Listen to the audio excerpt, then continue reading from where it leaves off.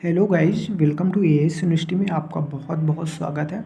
आज हम पढ़ने वाले हैं पॉलिटी यानी कि राज्य व्यवस्था।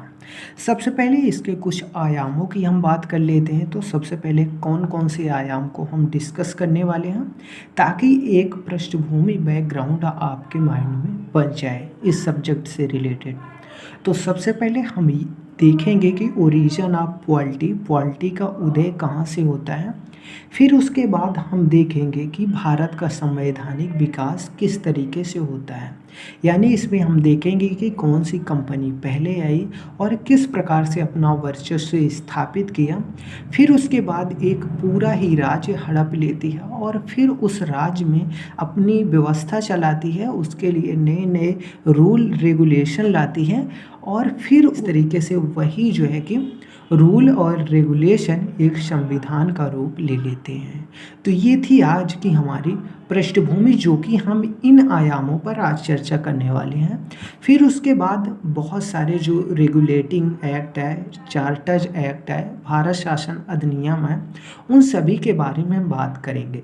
फिर लास्ट में हम बात करेंगे कि हमारी संविधान सभा कैसे बनी, उसको कौन कौन से जो है कि मौलिक रूपों से संजोया गया। ठीक है ना। तो ये सारी चीज़ें हम डिस्कस करने वाले हैं, लेकिन आज हम देखने वाले हैं कि ओरिजिन ऑफ पॉलिटी यानी कि पॉलिटी का उदय कैसे हुआ। ये हम इस टॉपिक में आज हम देखने वाले हैं। तो देखिए, आज हम देखेंगे ओरिजिन ऑफ पॉलिटी यानी कि ओरिजिन ऑफ पॉलिटी। ठीक है ना। आज हम देखने वाले हैं ओरिजिन ऑफ पॉलिटी यानी कि राज्य व्यवस्था का उदय। ठीक है, उद्भव।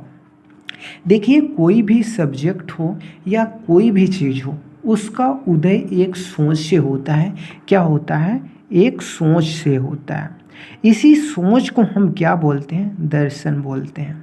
तो हमारी जो राज्य व्यवस्था है, इसकी जो सोच आई वो कहाँ से आई, कैसे आई? तो इसका हमें जो है कि मिलता है जिक्र राजनीतिक दर्शन में। क्या है? राजनीतिक दर्शन। राजनीतिक दर्शन, दर्शन यानी दोस्त की एक सोच, यानी कि सबसे पहले क्या होती है कि एक सोच डेवलप होती है। जब इसी सोच को साक्ष्य और प्रमाण मिल जाते हैं, क्या मिल जाते हैं? साक्ष्य और प्रमाण मिल जाते हैं, तो यही राजनीतिक दर्शन किस में बदल जाती है? राजनीतिक विज्ञान में। राजनीतिक विज्ञान में तब्दील हो जाती है। फिर इसी राजनीतिक विज्ञान का ही हिस्सा है राज्य व्यवस्था। ठीक है, राज्य व्यवस्था जो है आज हम बहुत अच्छे से कवर करने वाले हैं, राज्य व्यवस्था। ओके, आई होप ये इतनी बातें आपको समझ में आई होंगी। कोई भी चीज़ एक सोच से जिक्र होती है, स्टार्ट होती है, उसमें एक पहले सोच का जिक्र होता है, उसी को हम बोलेंगे राजनीतिक दर्शन। यानी कि राज्य के बारे में कोई व्यवस्था बनाने का जिक्र सबसे पहले कहाँ पे हमने किया? राजनीतिक दर्शन में। फिर उसके बाद वो उसे जब साक्ष्य और प्रमाण मिल जाते हैं तो वो किसका रूप ले लेती है? राजनीतिक विज्ञान का। इसी राजनीतिक विज्ञान का ही पार्ट है हमारी राज्य व्यवस्था, जिसे आज हम बहुत अच्छे से डिटेल से पढ़ने वाले हैं।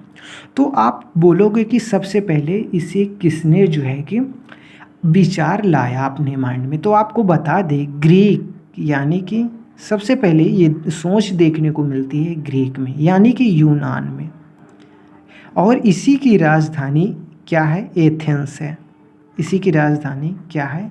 एथेंस है। ये कहाँ पर आता है? तो हम बोलेंगे ये यूरोप में आता है मेरे भाई। कहाँ पे आता है? यूरोप में। यहाँ के एक प्रसिद्ध दार्शनिक हुए जिनका नाम क्या है? सुकरात है। क्या है? सुकरात है। सुकरात ने सबसे पहले बताया कि एक राजा को कैसे होने चाहिए, कैसे कैसे वो उनके वर्क होते हैं, ये सारी चीज़ें बताया। और इन्होंने कोई बुक नहीं लिखी। ठीक है ना। यानी कि इन्होंने कोई साक्ष्य और प्रमाण नहीं दिए, यानी कि इन्होंने केवल एक सोच दी कि एक राजा को इस प्रकार से होना चाहिए। ठीक है ना। और इनका एक बहुत ही फेमस शिष्य रहे। कौन है? शिष्य रहे जिनका नाम क्या है? प्लेटो। क्या नाम है? प्लेटो। प्लेटो इन्हीं की बातों को जो है कि लिखते गए और वो एक बुक तैयार किए। क्या है? इनकी बुक का नाम है रिपब्लिक। क्या है? रिपब्लिक।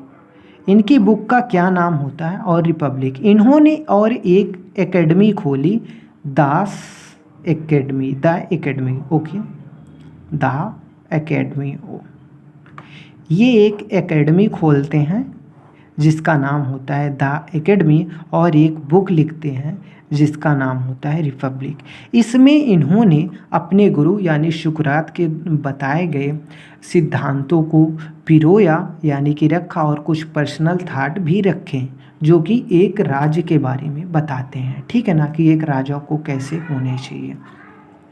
फिर इसी द एकेडमी से पढ़कर एक महान शिष्य निकलता है जिसका नाम होता है अरस्तु। क्या नाम होता है? अरस्तु। अरस्तु ने क्या लिखी? पॉलिटिक्स नाम की एक बुक लिखी। ओके, पॉलिटिक्स,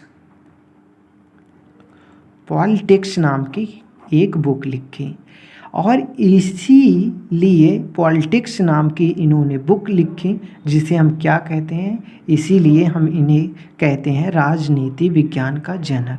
क्या कहते हैं? राजनीति विज्ञान का जनक। इसीलिए इन्हें हम क्या कहते हैं? राजनीति विज्ञान का जनक, ठीक है। और इन्हीं का एक शिष्य होता है। कौन होता है? आप कमेंट बॉक्स में ज़रूर बताएं। इनका एक शिष्य होता है जिसका नाम है सिकंदर। क्या नाम है? सिकंदर, जो कि पूरे विश्व पर विजयी होता है, ठीक है ना। तो इतनी चीज़ें आई होप आपको समझ में आ चुकी होंगी, ठीक है ना। आपको हम बता दें कि सबसे पहले एक सोच स्टार्ट होती है, जब उसे साक्ष्य और प्रमाण मिल जाते हैं तो राजनीति विज्ञान बन जाती है, और उसी का हिस्सा क्या है? राज्य व्यवस्था है। ये सोच सबसे पहले हमें ग्रीक में देखने को मिली। ग्रीक के एक महान दार्शनिक हुए सुकरात, जिन्होंने बहुत सारी थ्योरी दी कि एक राजा को किस प्रकार से होना चाहिए। इनका एक शिष्य होता है जिसका नाम प्लेटो होता है। प्लेटो ने एक बुक लिखी जिसका नाम रिपब्लिक है, और जो है कि इन्होंने एक एकेडमी खोली जिसका नाम होता है द एकेडमी, और उसी द एकेडमी से पढ़कर एक शिष्य निकलता है जिसका नाम होता है अरस्तु।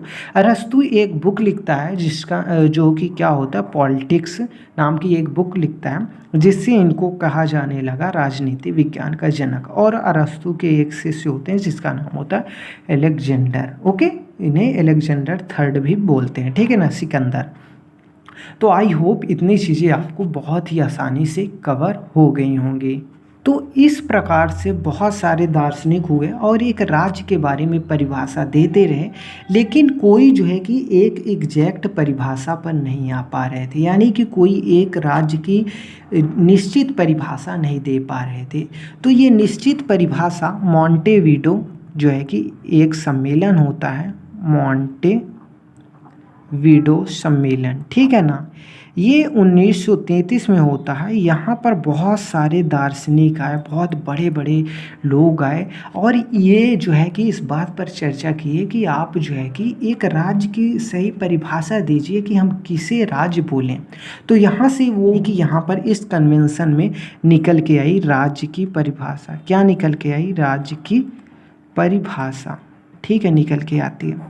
और इस परिभाषा में 4 तत्व बताए गए, 4 फैक्टर बताए गए, ठीक है ना, 4 फैक्टर बताए गए कि यदि ये फैक्टर किसी भी क्षेत्र के पास होते हैं तो हम उसे स्टेट बोलेंगे। कौन कौन से फैक्टर निकल के आए? इसमें सबसे पहले आता है भूभाग। क्या निकल के आता है? भूभाग। दूसरी बात निकल के आती है जनसंख्या, जिस भी क्षेत्र के पास पर्सनल भूभाग है, जनसंख्या है। और एक सरकार है। क्या है? एक सरकार है। और तीसरी क्या है? संप्रभुता है, संप्रभुता है। तो जिस भी क्षेत्र के पास ये 4 चीज़ें हैं हम उसे क्या बोलेंगे? स्टेट बोलेंगे, यानी क्या बोलेंगे? राज्य बोलेंगे। आप बोलेंगे कि सर भूभाग का मतलब तो आपके पास एक निश्चित लैंड बाउंड्री होनी चाहिए, ठीक है ना, और आपके वहाँ लोग होने चाहिए। क्या है? वहाँ पे लोग होने चाहिए, जनसंख्या होनी चाहिए। आपके पास एग्जीक्यूट करने वाली बॉडी होनी चाहिए, सरकार होनी चाहिए, ठीक है ना, और संप्रभुता होनी चाहिए। संप्रभुता क्या होती है मैं आपको बता दूं। कि जब कोई देश अपने आंतरिक और बाहरी निर्णय में क्या है, जब कोई क्षेत्र अपने आंतरिक और बाहरी निर्णय लेने में पूरी तरह से क्या होता है, स्वतंत्र होता है, आज़ाद होता है, किसी प्रकार का उसके अंदर कोई दबाव नहीं रहता किसी चीज़ का, तो उसे हम बोलते हैं कि संप्रभु है, संप्रभुता है। ठीक है ना। तो क्या क्या तत्व निकल के आए मॉन्टेविडो कन्वेंशन 1933 में, ये राज्य की परिभाषा दी गई। राज्य की परिभाषा में 4 एलिमेंट बताए गए। कौन कौन से एलिमेंट बताए गए कि जब किसी क्षेत्र के पास निश्चित भूभाग होता है, क्या होता है, भूभाग होता है, वहाँ अगर जो कोई जनसंख्या है जो रहती है और वहाँ किसी न किसी सरकार है, कोई न कोई सरकार है और वो क्षेत्र जो है संप्रभु है, तो हम उसे बोलेंगे ये स्टेट है। क्या है, स्टेट है। स्टेट की परिभाषा आई होप आप लोगों को सारी चीज़ें समझ में आ गई होंगी। ओके, आपसे एक क्वेश्चन हम पूछते हैं कि क्या आप बताइए हमारा भारत 1947 से पहले यानी 15 अगस्त 1947 से पहले संप्रभु था या नहीं था, एक स्टेट था या नहीं था? तो आपको बता दें इसका आंसर होगा नहीं था। क्यों नहीं था? हमारे पास एक निश्चित भूभाग तो था, जनसंख्या भी थी, सरकार भी थी, लेकिन हम संप्रभु नहीं थे, यानी कि पूरी तरीके से आंतरिक और बाहरी निर्णय में लेने में स्वतंत्र नहीं थे। स्वतंत्र कैसे नहीं थे? हमारे ऊपर सबसे ऊपर कौन था? क्राउन था, ब्रिटेन का क्राउन था। ठीक है ना, ब्रिटेन की महारानी जिसे कहते हैं। ठीक है, फिर उसके नीचे आती थी ब्रिटिश पार्लियामेंट। क्या आती थी? British parliament. इसके नीचे आता था वायसराय जो कि भारत में रूल करते थे, और इस वायसराय के अंडर में आती थी हमारी भारत की सरकारें।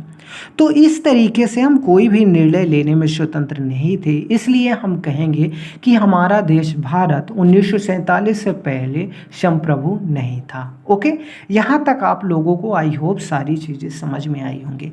हमने सबसे पहले देखा कि राज्य की परिभाषा कैसे निकल के आई, उसके 4 फैक्टर देखे कि आपके पास निश्चित भूभाग होना चाहिए, वहाँ निवास करने के लिए जनसंख्या होनी चाहिए, वहाँ पे सरकार होनी चाहिए, और संप्रभुता सबसे मेन इम्पोर्टेंट है, होनी चाहिए। हमने ये भी देखा कि 1947 से पहले 15 अगस्त 1947 से पहले भारत एक स्टेट नहीं था। क्यों नहीं था? क्योंकि उसके पास जो है कि संप्रभुता नहीं थी। अब हम आगे देखते हैं। आप बताएं, जब ये सारी चीज़ें आपके पास हो गई, यानी कि आपके पास जब राज्य हो गया, राज्य किस प्रकार से हुआ? आपके पास क्या हो गया? सबसे पहले आपके पास हो गया भूभाग हो गया। आपके पास फिर क्या हो गई? वहाँ पे रहने के लिए जनसंख्या हो गई। जनसंख्या के बाद क्या हो गई भाई मेरे? सरकार हो गई। वहाँ पे आपके पास सरकार है, और फिर उसके बाद क्या हो गई? संप्रभुता हो गई। जब ये चारों चीज़ें आपके पास हो जाती तो आप क्या कहलाते हैं? राज्य कहलाते हैं। जब आपके पास जैसे मान लो कि आपके पास घर हो जाता है, तो घर में रहने के लिए आप नए नए रूल बनाते हो कि घर चप्पल बाहर उतार के आना है, शाम से पहले आ जाना है, रात होने के पहले। तो आपकी मम्मी क्या करती हैं? घर में एक नियम बनाती है, रूल बनाती है, इतने बजे खाना है, इतने बजे सोना है, इतने बजे कहीं घूमने जाना है। तो ये क्या बनाया गया? नियम। जब इसी तरीके से जब हमारे पास एक राज्य हो गया, तो वहाँ पे अब क्या बनाएंगे? छोटे छोटे नियम बनाएंगे कि देखिए एक राज्य के अंदर ये ऐसे आपको क्या करनी है, सारी चीज़ें एग्जीक्यूट करनी है। ठीक है ना। तो जब हमारे पास राज्य हो गया, तो वहाँ पर हमें इसमें शासन करने के लिए, रहने के लिए हमें कुछ ना कुछ रूल बनाने होंगे। क्या बनाने होंगे? रूल बनाने होंगे। इसी को क्या बोल सकते हैं? इसी को हम बोल सकते हैं व्यवस्था बनानी पड़ेगी। हमें क्या बनानी पड़ेगी? एक अच्छी व्यवस्था बनानी पड़ेगी। ठीक है ना। यानी कि एक राज्य को चलाने के लिए जो व्यवस्था बनाई गई है उसे हम क्या बोलेंगे? उसे संविधान कहते हैं। संविधान कहते हैं। इसकी एग्जैक्ट डिफिनेशन आपको हम बताते हैं। यानी कि हमें, हमारे पास यदि राज्य है तो राज्य के चलाने के लिए हमने कुछ मौलिक नियम बनाए, ठीक है ना। इन मौलिक नियम के समूह को जब हम एक जगह कलेक्ट कर लेते हैं तो उसी को हम संविधान कहते हैं। यानी कि संविधान की परिभाषा क्या होगी, संविधान की परिभाषा क्या होगी, आपको हम बताते हैं कि संविधान की एग्जैक्ट परिभाषा क्या है। यानी कि किसी राज्य की व्यवस्था को संचालन करने के लिए, यानी कि क्या, किसी राज्य की व्यवस्था को या का संचालन करने के लिए बनाए गए मौलिक नियम, यानी कि कुछ मेन नियम, ठीक है ना, मौलिक नियमों के समूह को, ठीक है ना, समूह को हम क्या कहते हैं, संविधान कहते हैं, संविधान कहते हैं, ठीक है ना।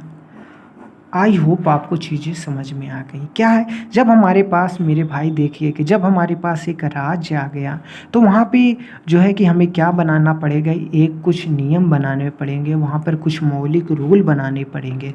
और एक राज्य को संचालन करने के लिए जब बनाए गए मौलिक नियम को जब हम एक समूह में रख देते हैं तो वो क्या होता है, संविधान हो जाता है। यानी कि किसी राज्य का संचालन करने के लिए बनाए गए मौलिक नियमों के समूह को हम क्या कहते हैं, संविधान कहते हैं। आई होप इतनी चीज़ें आपको आसानी से क्लियर में आई होंगी। अब हम बात करने वाले हैं कि सबसे लार्जेस्ट कॉन्स्टिट्यूशन किस देश का है। क्या हम बात करेंगे कि सबसे लार्जेस्ट यानी कि सबसे बड़ा कॉन्स्टिट्यूशन किस देश का है, ठीक है ना। तो इसे हम कॉन्स्टिट्यूशन, सबसे बड़ा कॉन्स्टिट्यूशन किस देश का है, दो जो है कि बेसिस पे हम इसे नोट करते हैं, दो बेसिस पे इसका अध्ययन करते हैं। एक तो हम देखते हैं आर्टिकल बेस पे, अनुच्छेदों के बेस पे, क्या, अनुच्छेदों के बेस पे हम देखते हैं। दूसरा हम देखते हैं वर्ड बेस पे, ठीक है ना, शब्द बेस पे, शब्द बेस पे देखते हैं कि किस देश का है। तो इसका राइट आंसर हो जाएगा इंडिया। इंडिया में के संविधान में कितने आर्टिकल हैं, अनुच्छेद हैं 395, और शब्द कितने हैं, शब्द के बेस पर भी इंडिया का है। कॉन्स्टिट्यूशन सबसे बड़ा है, अराउंड जो है कि 1.5 लाख यानी कि 1.5 लाख वर्ड हैं देखने को। अब हम बात करते हैं लार्जेस्ट कॉन्स्टिट्यूशनल की। बात तो हो गई कि अनुच्छेदों के बेस पे हमने देखा, और दूसरा शब्दों के बेस पे देखा। अनुच्छेदों के बेस पे इंडिया है सबसे आगे, क्योंकि उसके संविधान में 395 अनुच्छेद हैं, और शब्द के बेस पर भी अराउंड जो है कि 1.5 लाख होने के कारण हमारे संविधान में शब्द इंडिया सबसे बड़ा कॉन्स्टिट्यूशनल है, ठीक है, विश्व में। दूसरा जो है कि हम बात करते हैं सबसे स्मॉलेस्ट, क्या होता है, स्मॉलेस्ट कॉन्स्टिट्यूशन की, ठीक है। स्मॉलेस्ट कॉन्स्टिट्यूशन को भी हम दो बेसिस पे अध्ययन करने वाले हैं। पहला किस बेस पे करेंगे, आर्टिकल बेस पे करेंगे, किस पे, आर्टिकल बेसिस पे। और दूसरा अध्ययन हम करने वाले हैं वर्ड बेस पे, किस पर, वर्ड बेस पर, यानी कि यहाँ पर किस पर, शब्दों के बेस पे, और यहाँ पर अनुच्छेदों के बेस पे। तो अनुच्छेदों के बेस में सबसे छोटा संविधान कहाँ का है, यूएसए का है।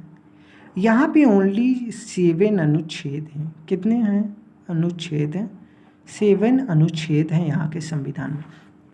और वर्ड बेस पे अगर जो हम बात करें तो मोनाको का है, कहाँ पे, मोनाको का, मोनाको, ठीक है। यहाँ पर टोटल इसके संविधान में 3814 वर्ड हैं, ठीक है ना। तो ये हम बात कर चुके हैं कि स्मॉलेस्ट सबसे छोटा संविधान अनुच्छेदों के बेस पे यूएसए का है, वहाँ पे केवल 07 जो है कि अनुच्छेद है, यानी कि 7 अनुच्छेद है। दूसरा वर्ल्ड बेसिस पे हमने देखा तो मोनाको का है, क्योंकि वहाँ के संविधान में 3814 वर्ड हैं, ठीक है ना। अब हम बात करते हैं कि नवीनतम संविधान किस देश का है। नवीनतम, सबसे लेटेस्ट, नवीनतम, लेटेस्ट, ठीक है ना, लेटेस्ट, तो ये है नेपाल का। कहाँ का है ये? आपके कंट्री के बगल का ही है, तो नेपाल का। ये जो है बनकर तैयार हुआ, लागू हुआ 20 सितंबर 2015 से, ठीक है ना, 20 सितंबर 2015 से। आई होप इतनी चीज़ें आपको क्लियर हो चुकी होंगी, ठीक है ना, बहुत आसानी से। देखिए गाइस, अब हमारे संविधान की यात्रा शुरू होगी यहाँ से, भारत के संवैधानिक विकास के बारे में, कैसे कैसे हमारा संविधान डेवलप हुआ, हम उस पर बात करेंगे, ठीक है ना। कौन कौन से जो है कि रेगुलेटिंग एक्ट है, भारत शासन अधिनियम आए, चार्टर्स एक्ट आए, किस प्रकार से रूल नियम बनते गए, फिर वो एक संविधान का रूप ले लेते हैं, ठीक है ना। उनके बीच में क्या संघर्ष होता है, ये सारी चीज़ों को हम डिस्कस करेंगे आने वाली क्लास में। यहाँ पर हम स्टॉप लेते हैं आज के क्लास में, बस इतना ही। वीडियो अच्छा लगे तो वीडियो को लाइक करना, लोगों तक शेयर ज़रूर करना। मेरा ये पहला कदम है यूट्यूब पर, तो प्लीज़ गाइस सपोर्ट करना। अगर जो चीज़ें अच्छी लग रही हों तो आई होप जो है कि आपको चीज़ें समझ में आई होंगी। मैं कोशिश करूँगा पूरी तरीके से कि और अच्छे से आपको नेक्स्ट क्लास में हो। ये तो मेरी फर्स्ट क्लास है यूट्यूब पर कि मैं आप लोगों को पॉलिटी पढ़ा रहा हूँ। आने वाली क्लासों में जस्ट टाइम मेरा बीतेगा यूट्यूब पर, आपको और अच्छी क्लैरिटी के साथ और अच्छी एग्जांपल के साथ मैं आपसे बात करूंगा, आपको पॉलिटी समझाने की बात करूंगा। पॉलिटी के बाद फिर हम जियोग्राफी की बात करेंगे, जियोग्राफी के बाद साइंस की, जो भी सब्जेक्ट मुझसे हो पाएगा कि जिसे मैं बहुत ही अच्छे से डिटेल में इसी तरीके से आपको पढ़ा पाऊँ, वो सब्जेक्ट को हम पढ़ेंगे और बहुत ही डीपली पढ़ेंगे, अच्छे से पढ़ेंगे, ठीक है ना। कल हम बैकग्राउंड थोड़ा सा डिस्कशन करने के बाद वो सभी रेगुलेटिंग एक्ट, चार्टर्स को हम डिस्कशन करेंगे, ठीक है ना, कि कैसे ईस्ट इंडिया कंपनी स्थापित होती है, उसके बीच क्या क्या इंडिया के चैलेंज होते हैं और क्या क्या उस ईस्ट इंडिया कंपनी को चैलेंज का सामना करना पड़ता है, ठीक है ना। उन सभी दोनों के चैलेंजों को हम देखेंगे और एक स्टोरी के फॉर्म में मैं सारी पॉलिटी आपको याद करा दूंगा। तो आई होप वीडियो को प्लीज़ एंजॉय करिएगा, लोगों तक शेयर ज़रूर करिएगा और लोगों को बताइएगा हमारे बारे में, अगर जो चीज़ें अच्छी लगी तो। अदरवाइज़ कोई बात नहीं है, ठीक है ना।